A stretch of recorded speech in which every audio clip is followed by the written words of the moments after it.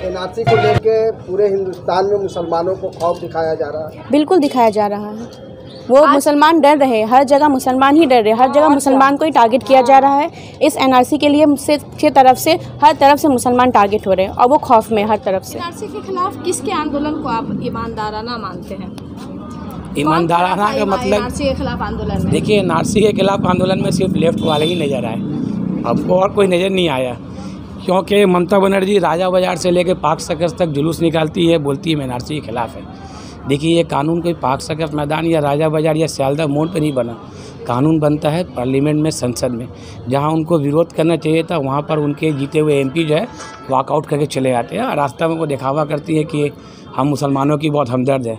लेकिन अगर देखिएगा तो आज से 20 साल कबल ममता बनर्जी पहली औरत थी जिन्होंने असेंबली में खड़ा होकर कहा था कि बंगाल में बहुत सारे बांग्लादेशी मुसलमान बढ़ गए हैं, एनआरसी सीए करके इनको यहाँ से बाहर निकाला जाए।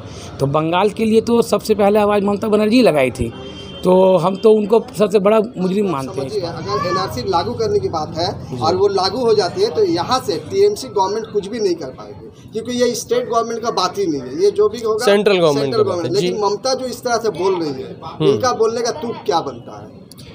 ये लोग क्या है ना, एक्चुअली क्या है ना, ये वोट बैंक है। पॉलिटिकल जो भी नेता हैं वो सिर्फ अपने वोट बैंक के लिए स्टेटमेंट देते हैं। जैसे हमारे अमित शाह जी, उन्होंने पहले तो बहुत कुछ वादा किया, फिर बोले सब जुमला है वोट में। तो ऐसे बहुत जुमलाबाजी होता रहता है। ये ज़्यादातर पॉलिटिशियन जुमला देते रहते हैं, उनको ऊपर हम लोग को यकीन नहीं करना है।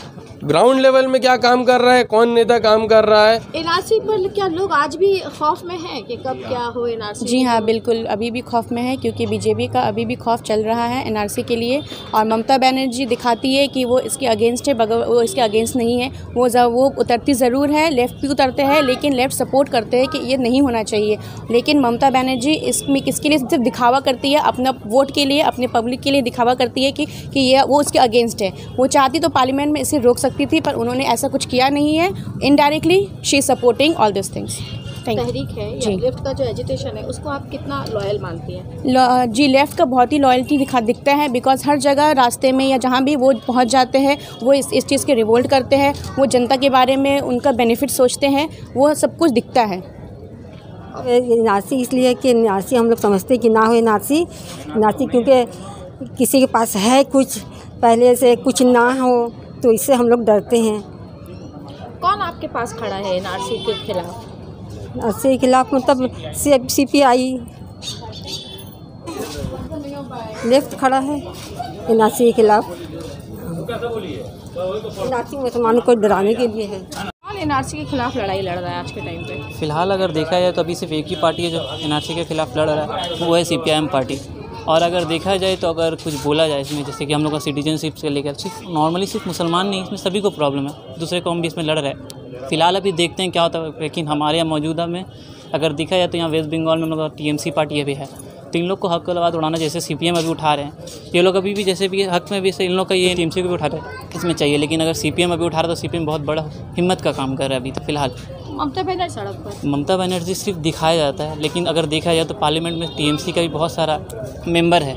लेकिन अगर उनको उठाना चाहिए तो वहाँ पे उनका मेंबर जो भी थे तो उन लोग वहीं पे उनको रोक सकते थे, लेकिन वो ऊपर अंदर से दिखा रहे हैं कि हम लोग को बाहर में आकर के हम रोक रहे हैं, रास्ते में उतर रहे हैं। लेकिन रास्ते में प्रोटेस्ट कर रहे हैं, सब कुछ कर रहे हैं, बट अगर एनआरसी के खिलाफ। लेकिन अगर देखा जाए तो पेपर वर्क के हिसाब से सबसे पहले वही सपोर्ट कर रही हैं, पार्लियामेंट में सपोर्ट करी। इवन आप देखा जाए तो उनका कोई एक पार्टी मेंबर है माला रॉय, उनका भी एक पिटीशन फाइल हुआ था जहाँ पे वो बता रहे थे कि डिटेंशन का मोरल कैसे होगा, ये कैसे होगा। अगर कोई पार्टी कोई चीज़ के खिलाफ है तो फिर उसका कितना एम क्यों रहेगा? वो कोई क्लिक को दिखाने के लिए, एक वोट बैंक बनाने के लिए दिखा रहे हैं कि हम अब पब्लिक के साथ है, लेकिन अगर इनर में देखा जाए तो वो सबसे बड़ा खिलाफ में वही है, टीएमसी पार्टी। मान लीजिए कि 2024 लोकसभा इलेक्शन में अगर बीजेपी फिर से वापस आती है तो एनआरसी और सीएए को लेकर क्या आपका नज़रिया क्या है? नज़रिया एक ही है, इससे सिर्फ नॉट ओनली मुस्लिम, इसमें दूसरे कौम को भी बहुत सारा प्रॉब्लम होगा। लेकिन अगर इसमें बोला जाए तो इससे एक ही चीज़ का भी हल है, सीपीएम पार्टी को अच्छे से सबको सपोर्ट किया। जैसे सीपीएम पार्टी अभी जैसे पब्लिक का होकर सपोर्ट कर रही है, और सायरा सालिम यहाँ पे हमारी जो है तो वो जैसे सपोर्ट करें, उनके सपोर्ट में और होकर पब्लिक मेंबर को भी वोट देकर सायरा सालिम को जिताए, और इस चीज़ से हम लोग को भी एक ही पार्टी बचा सकता है जो है सीपीआईएम। तो आपको लगता है एनआरसी के खिलाफ सीपीआईएम की जो तहरीक है वो ईमानदारी है?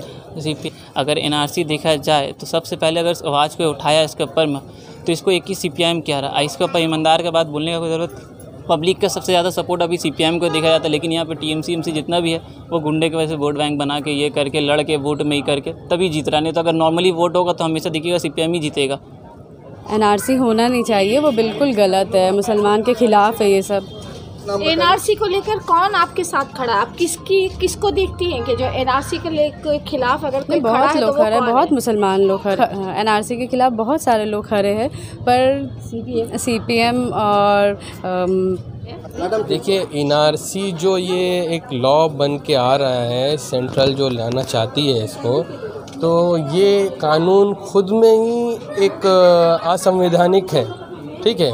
और उसके ख़िलाफ़ जो भी पार्टी उसके ख़िलाफ़ आवाज़ उठा रही है वो बेशक सही है, ठीक है, क्योंकि हम लोग के हिंदुस्तान के कॉन्स्टिट्यूशन में सारे धर्म सारी जाति को बराबर बताया गया है, सबका इक्वल राइट्स है, ठीक है। तो इस तरीके से इसमें जो एक मुसलमान लोग को अलग कर दिया जा रहा है नेशनल रजिस्टर ऑफ सिटीज़न का, तो ये तो बायस्ड हो जा रहा है कहीं ना कहीं।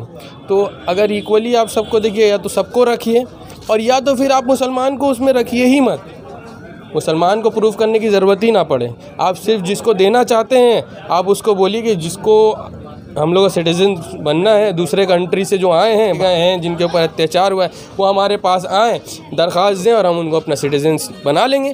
सिंपल, इसमें तो कोई अब कौन है कौन नहीं है ये गवर्नमेंट तय करेगी। यहाँ हमारे बाप दादा परदादा सब जो आंदोलन चला रही है NRC के खिलाफ, जी कौन चला रहा है? लेफ्ट तो बेशक चला रहा है। TMC में ममता बनर्जी बोली हैं कि हम लोग NRC के ख़िलाफ़ है, लेकिन CPIM जो है ये वाकई में इसके ख़िलाफ़ आवाज़ उठा रही है और हम लोग चाहते हैं कि जो इसके समर्थन में उनके खड़ा हो, जो इसके ख़िलाफ़ आवाज़ उठाएं, उसको देखना है। अभी जो एक लीडर ऑलरेडी बना हुआ है वो तो बहुत कुछ बोलेगा, लेकिन अभी जो मतलब हम लोग के इसमें खड़े हो रहे हैं लोग, उनके आप बैकग्राउंड को देखें।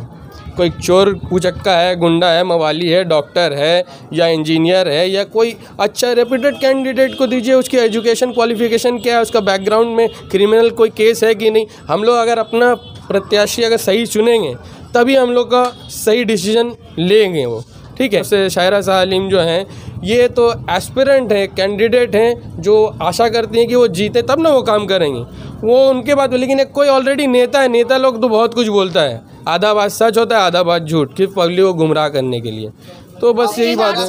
NRC पर आप CPM की तहरीक को ही मेन अहम मानते हैं? हाँ बिल्कुल मानते हैं। किस NRC पर? NRC पर, या आपके जो क्वेश्चन है मैं उसी पर जवाब दे रहा हूँ। NRC पे इनकी तहरीक जो चला रहे हैं ये बिल्कुल ये जो CPIM जो है लेफ़्ट पार्टी जो भी है, तो वो शुरू से आवाज़ उठाती हुई आई है और अभी भी आवाज़ उठा रही है जब से हुआ है ये हमारा जितना भी पाक सर्कस में जो भी हुआ था लास्ट टाइम, तो ये लेफ़्ट बैक सब स्टूडेंट ग्रुप जो थे वो उन्होंने ही इस पे आगे बढ़ चढ़ के हिस्सा लिया था। तो मैं मानता हूँ कि ये लेफ़्ट की बैक जो है ये इस पे उन्होंने फुल सपोर्ट किया है कि NRC के ख़िलाफ़ ये काम कर रहे हैं, जो कि असंवैधानिक है और जिसके ख़िलाफ़ हर पार्टी को खड़ा होना चाहिए। पाक सर्कस के बाद शाहीन बाग, जी दिल्ली में शाहीन बाग, हाँ जी, तो इसके बारे में क्या करेंगे? शाहीन बाग में जो इससे कहीं ना कहीं हुकूमत डर गई। देखिए हुकूमत डरी नहीं, हुकूमत एक दूसरा कोई रास्ता निकालने की कोशिश करती है हमेशा। अभी हम लोगों ने जैसे शाहीन बाग या इम्पैक्ट ज़रूर पड़ा, लेकिन अब तक उन्होंने कोई दूसरा रास्ता निकाल लिया होगा कि अब ये करेंगे तो उसको कैसे ख़त्म किया जाए बाय फोर्स। जैसे अभी हर जगह के पॉलिटिकल पार्टी को डराया जा रहा है, धमकाया जा रहा है, ED और इसका उसका एक्शन के लेके CBI भेज दे रहे हैं। सेंट्रल के पास सारी ताकत है और वो सारी ताकत अपनी इस्तेमाल करेंगे हर तरीके, चाहे वो नेता हो या ग्राउंड लेवल को आदमी हो, सबको। जब एक CM को अंदर कर सकते हैं तो हम और आप तो कुछ है ही नहीं। तो ये मसल पावर का। और क्या कौन आपके साथ खड़ा था NRC के खिलाफ? देखिए हम लोग पाक सर्कस मैदान में गए, आंदोलन में देखा, वहाँ डॉक्टर फवाद अलीम को देखा, उनकी वाइफ को देखा, SFI के बहुत सारे लड़के थे, फिर CPM का यूथ विंग है DYFI, उसके भी बहुत सारे लड़कों को देखा, और आम आवाम भी काफ़ी थी। देखिए NRC ऐसा मामला है जो एक लोगों में डर व खौफ जो पैदा कर दिया गया था, तो हमें फैसला करना होगा। देखिए जब वोट आता है, चुनाव आता है, बंगाल की आबहवा राजनीति को ऐसा बनाया गया है कि अगर दीदी को वोट नहीं दोगे तो रास्ता पे नमाज़ पढ़ने नहीं मिलेगा। हम लोग देखिए अच्छा नुमाइंदा को चुनना होगा हमारे आने वाले वक्त में।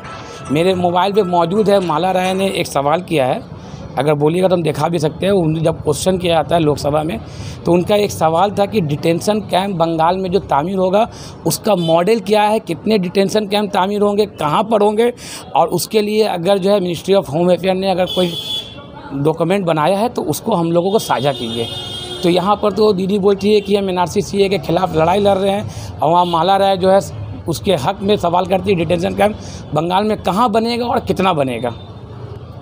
लेफ्ट और NRC को लेके आप क्या बोलना चाहिए? लेफ्ट का इसमें किस तरह का रोल रहा है NRC को रोकने में? देखिए यहाँ पर आवाम का बहुत बड़ा रोल है।